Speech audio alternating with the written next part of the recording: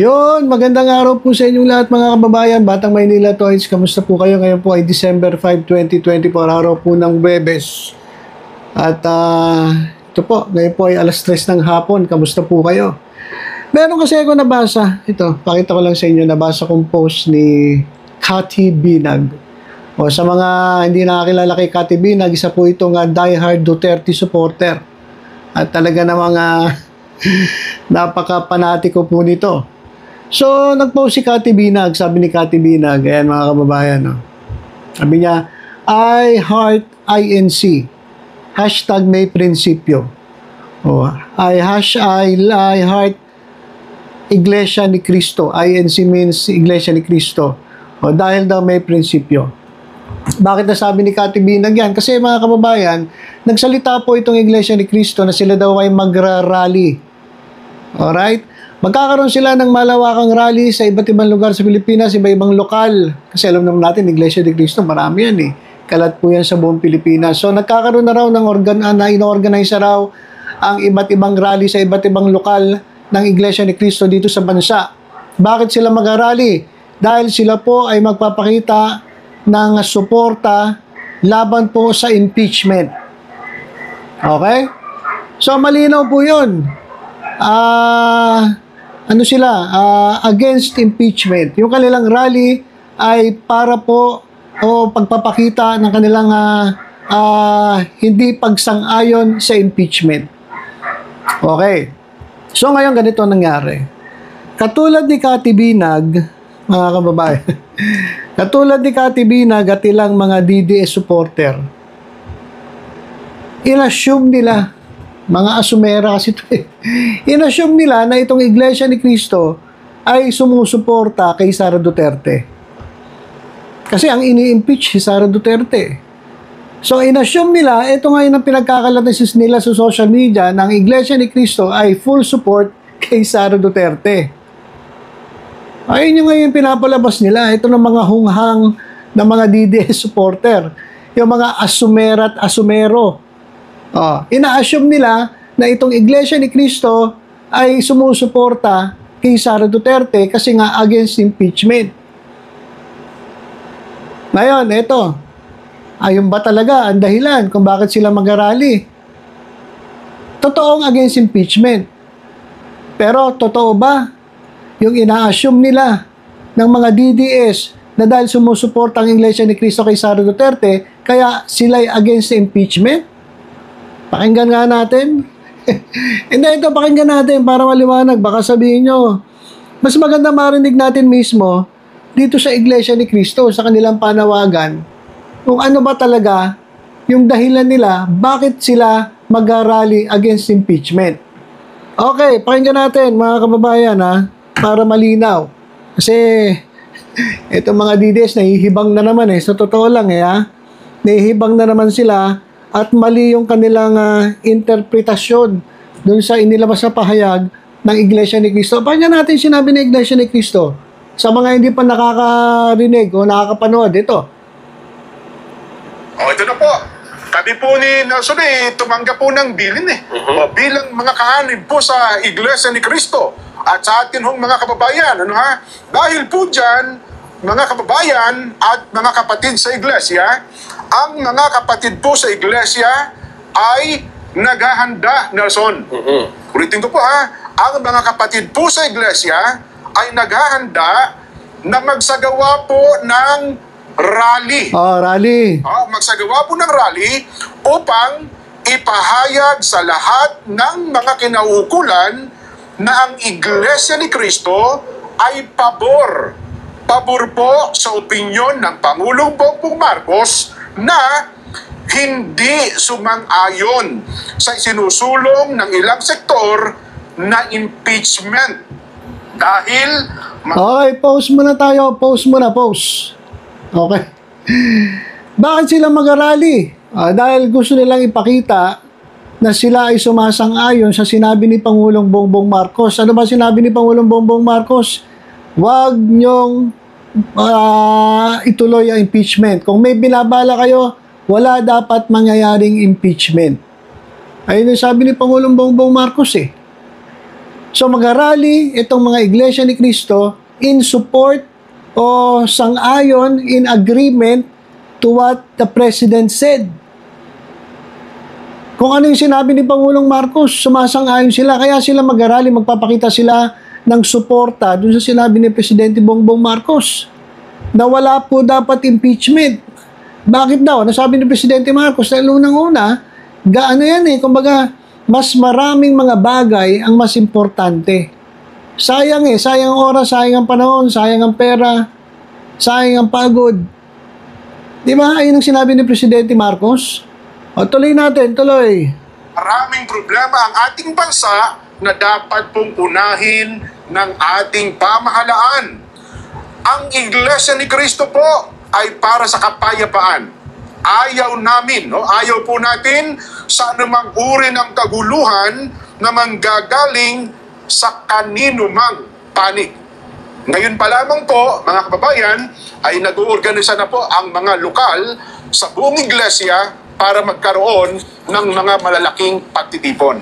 Nason, para ipakita po at ipahayag, ito po binabanggit namin, na pabor kami sa opinyon ng Pangulong Bongbong Marcos na no to impeachment. Dahil ang dami ng problema ng bansa, hindi ba? Ang dapat po nating unahin, ang problema ng bansa na mas malaki. Yes. Hindi po ang impeachment. At dapat maintindihan nyo rin na ito ay para sa kapayapaan.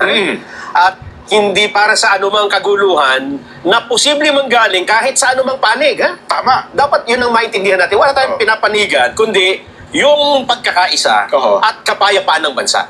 Well, opo. Okay. Ay panahon. Mga DDS, makinig. Maliwanag na maliwanag, sinabi ng Iglesia ni Cristo. Kaya sila mag-arali dahil para sila sa kapayapaan. Sumasang-ayon sila sa sinabi ni Presidente Bongbong Marcos, walang impeachment, sayang ang oras, sayang ang pera, sayang ang pagod, mas marami, mas importanteng dapat gawin. At sabi, wala naman daw kwenta si Sara Kaya, huwag nang pag-usapan ng impeachment. Okay. Ngayon, gusto ko lang liwanagin sa DDS, walang sinabi ang Iglesia ni Cristo na sumusuporta sila kay Sara Duterte. At ayaw nilang ma-impeach si Sara Duterte. Wala pong ganon. Ay, mga DDS, wala pong ganon. Mga DD wala pong ganong sinabi. Ang Iglesia ni Cristo. Wala.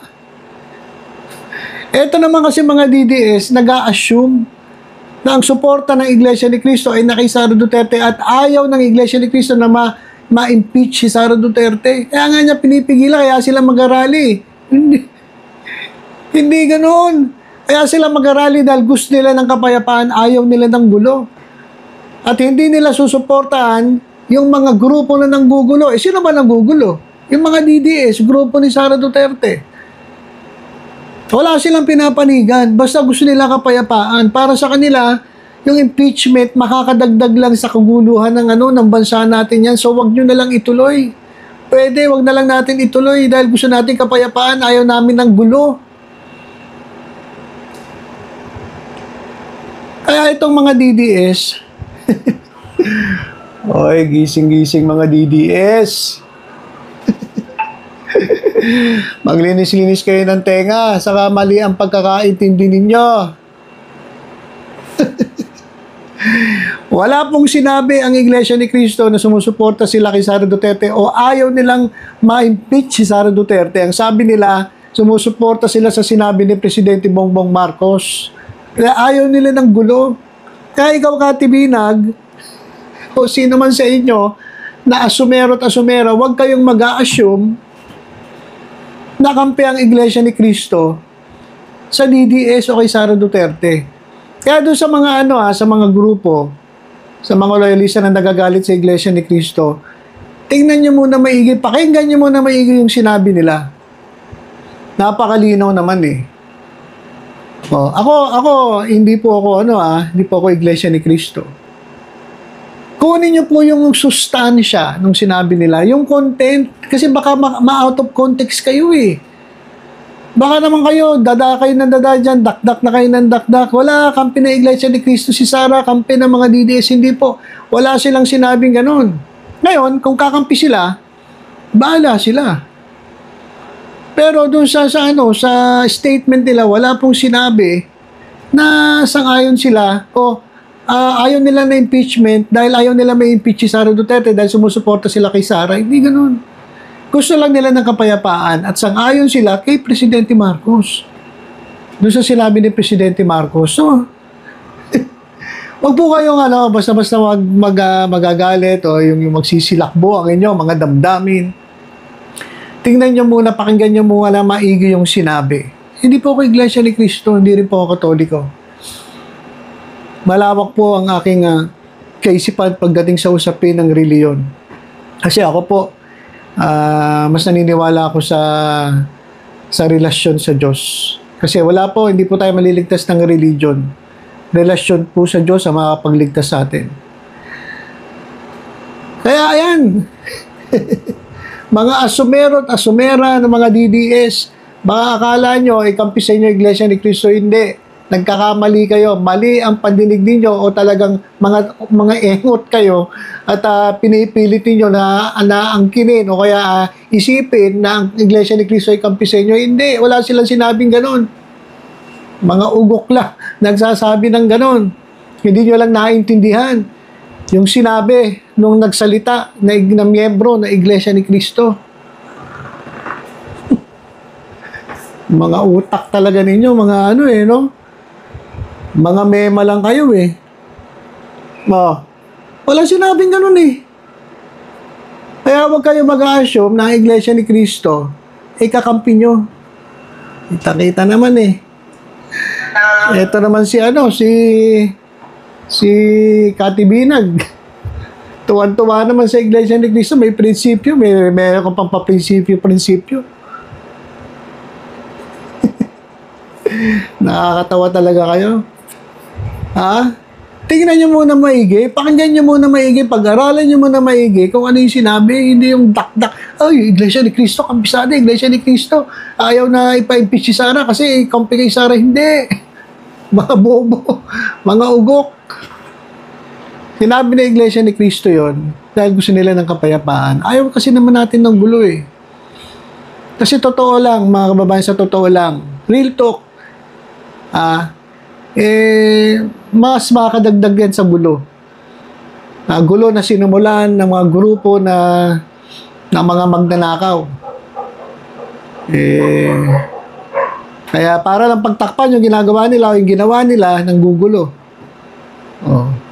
Ngayon, yung ibang grupo naman, kaysa malugmok ang ating bansa, mas malalong madagdagan ang kahirapan o imbis na magtumutok ang ating mga mambabatas sa pagtugon sa problema ng bayan, maubos ang oras sila kaka-impeach. Kaya sabi ng Iglesia ni Cristo, wag na lang.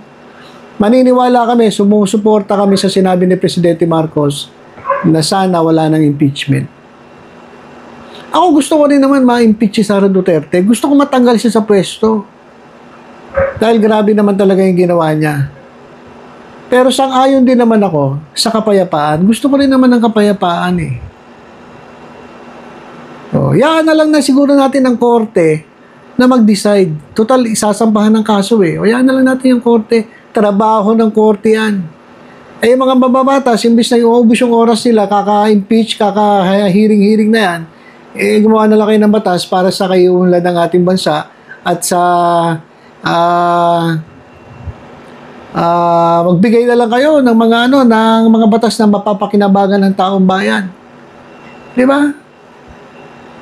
So yun lang mga kababayan, doon sa mga DDS na asumero at asumera. Assume pa more. Mali na naman ang mga iniisip ninyo. Mag-isip-isip kayo, mga utak biya talaga kayo. Yun lang mga kababayan, basta tutok-tutok lang po dito sa Batang Maynila Toys sa iba pang updates. Ingat po tayong lahat. God bless po.